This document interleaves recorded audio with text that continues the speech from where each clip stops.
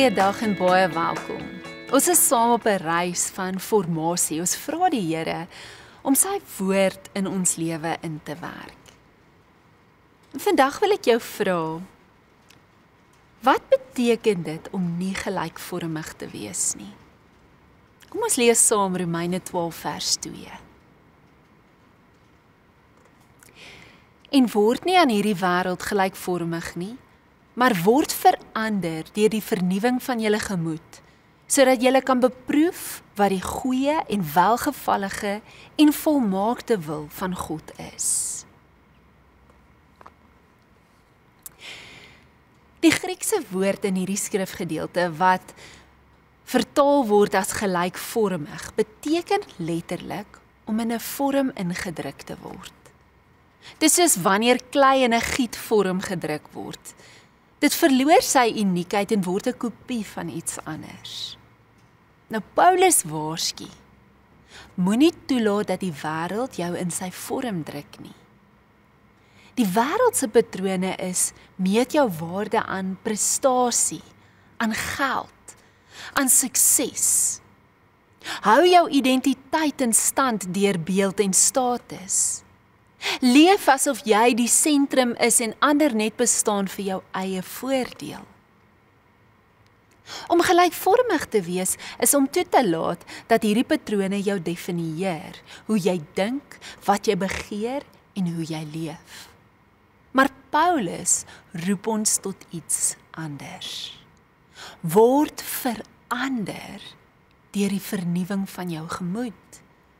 Met ander woorde, laat God jou denke, jou waardes en jou begeertes van binne af nuut maak.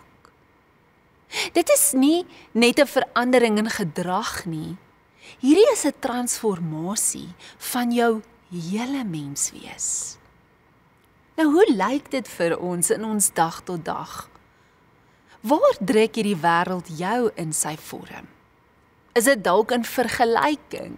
Sosiale media wys vir jou elke dag hoe almal anders beter, mooier, gelukkiger lyk. En voor jy jou kry, begin jy meet, ek's nie goed genoeg nie en ek het nie genoeg nie. Of is dit in prestasie?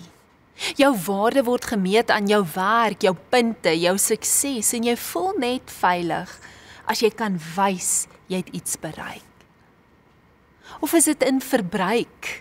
Die wêreld sê jy is wat jy koop. Jou identiteit word gekoppel aan jou besittings of jou styl. Of selfs in selfgesentreerdheid. Jy sien ons kultuur sê mos, jy is die hoofkarakter van jou storie. Maak seker alles draai om jou. Kan jy sien hoe maklik dit is om daarin vasgevang te word? Hoe maklik is dit om jou ware self, die self wat God gemaak het, te verloor in die proses? God se uitnodiging is juist dit, weerstaan hierdie. Hy roep jou om 'n ander storie te leef, 'n storie waar jou waarde nie in prestasie lê nie, maar in jou identiteit as sy kind. Waar jy nie gedryf word deur vergelyking nie, maar deur roeping. Waar jy nie net vat nie, maar gee. Nou, hoe leef ek dit? Wat Paulus sê, word verander deur die vernuwing van julle gemoed. Hoe gebeur dit prakties? Dalk 'n paar riglyne. Herken jou maskers. Neem 'n oomblik en vra, watter deel van my lewe wys ek net omdat ek wil inpas? Waar probeer ek iemand wees wat ek nie regtig is nie? Heroriënteer jou denke. Begin jou dag deur 'n teks soos hierdie hardop te bid, hierdie Romeine skrif. Vra dat God jou denke nuut maak. Jy kan iets eenvoudig dan bid soos, Here, herinner my vandag aan wie U sê ek is. 'n derde riglyn is om een fout te kies. Doen een klein ding om jouself los te maak van die wêreld se druk. Miskien beteken dit, jy blaai minder deur jou foon, of jy besluit om jou waarde nie te meet aan jou werk se uitkomste nie, maar aan jou getrouheid in dit wat jy vandag gedoen het. En dan leef dit in jou verhoudings. Dis die volgende riglyn, leef dit. Jy toets of jou gemoed geniet word en hoe jy ander hanteer. Kan jy ander bemoedig sonder om te vergelyk? Kan jy gee sonder om iets terug te verwag? Dis hier waar ons geloof prakties word. Roeping is nie net groot besluite oor beroep of bediening nie. Dis oor die daaglikse keuses waarin jy jou lewe oopstel vir God se vernuwing. In jou tyd van eenkant kom, vra die Here om jou te help om met hierdie vrae, hierdie riglyne, om oor dit te reflekteer. Vra vir hom om jou te wys dat die Heilige Gees kom, op sy sagte manier, om vir jou net te wys, waar is dit waar jy jou waarde koppel aan iets wat nie die realiteit van God is nie. Vra hom om jou te help om na jou lewe te kyk soos hy na jou lewe kyk.